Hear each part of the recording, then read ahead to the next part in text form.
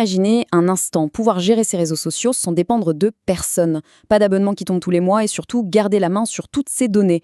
Eh bien, c'est exactement ça la promesse de Postiz. C'est un planificateur de contenu social, mais avec une grosse particularité, on l'héberge soi-même. La question, elle a l'air simple comme ça, mais en fait, elle change tout. Et si, pour une fois, on reprenait vraiment les commandes de notre boîte à outils pour les réseaux sociaux? Bon alors, Postiz, c'est quoi exactement? C'est un outil de gestion de réseaux sociaux open source et plutôt costaud. Mais sa vraie particularité, son truc à lui, c'est qu'on l'installe et on le gère soi-même. Et c'est vraiment là que tout bascule.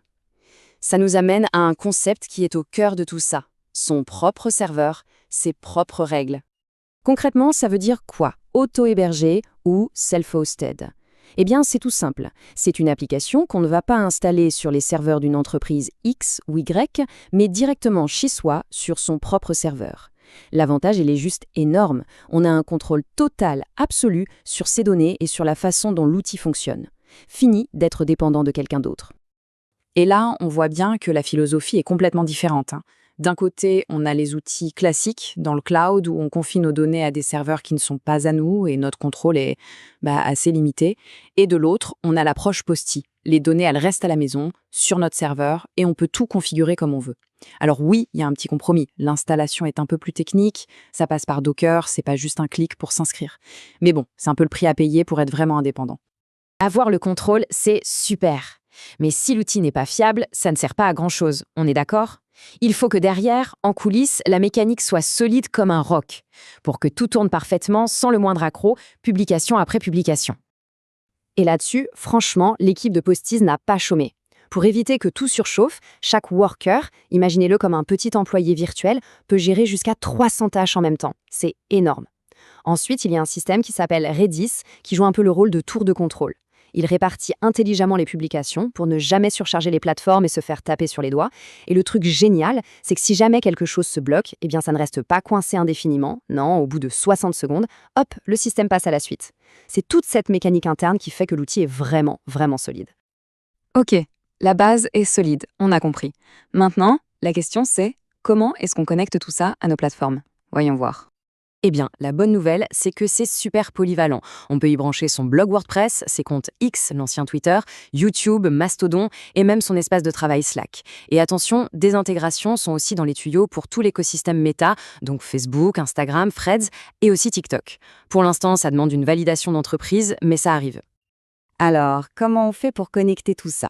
Bon, c'est un peu technique, faut pas se mentir, mais ça reste très logique et ça se fait en 3 étapes.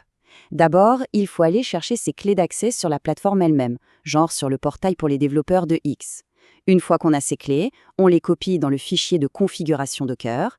Et, pour finir, on n'a plus qu'à valider l'autorisation directement depuis le tableau de bord de Postiz. Et voilà! Ce qui est vraiment génial avec Postiz, c'est que ce n'est pas un de ces outils qui ne bouge jamais. Pas du tout. C'est un projet vivant qui évolue tout le temps et surtout qui écoute et s'adapte à ce que demande sa communauté. Et pour s'en convaincre, il suffit de regarder les dernières évolutions. En très peu de temps, en quelques mises à jour à peine, Postiz est devenu multilingue, son interface a été complètement refaite à neuf, on peut maintenant glisser-déposer ses médias, et on peut même réorganiser l'ordre des pièces jointes. Franchement, le rythme de développement est juste bluffant. Il faut se souvenir d'où on vient. Avant cette grosse refonte, c'était assez basique. On écrivait un seul et unique message, et il était envoyé tel quel sur toutes les plateformes. Aujourd'hui, c'est le jour et la nuit. La nouvelle interface, elle, permet de sculpter un message sur mesure pour chaque réseau. On peut enfin adapter son ton, son contenu aux spécificités de chaque audience, aux limites de caractère. Bref, c'est un gain de temps et d'efficacité qui est juste colossal. D'ailleurs, cette petite phrase est super parlante. Elle montre bien à quel point le projet est réactif. Il y a eu un souci avec un composant externe qui, sans crier gare, a commencé à afficher des messages politiques chez certains utilisateurs. La réaction de l'équipe a été immédiate. Leur message, on a rétrogradé la version pour que ça n'arrive plus. C'est simple, c'est direct, c'est efficace. Problème réglé. Et cette réactivité, elle ne sort pas de nulle part. Elle vient du cœur même du projet, sa communauté. C'est grâce à cette communauté que Postiz parle aujourd'hui plus de 10 langues. C'est un membre de la communauté qui est en train de se battre pour réduire la taille de l'image Docker, qui est un peu grosse.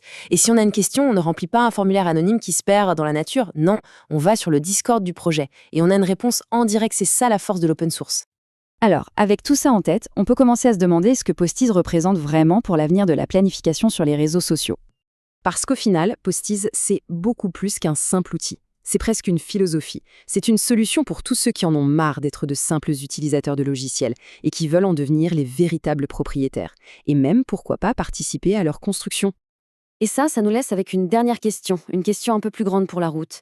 À notre époque, à l'ère des géants et des monopoles du numérique, est-ce que ce genre d'approche, ce genre d'outil, ne serait pas tout simplement l'avenir des outils de création ?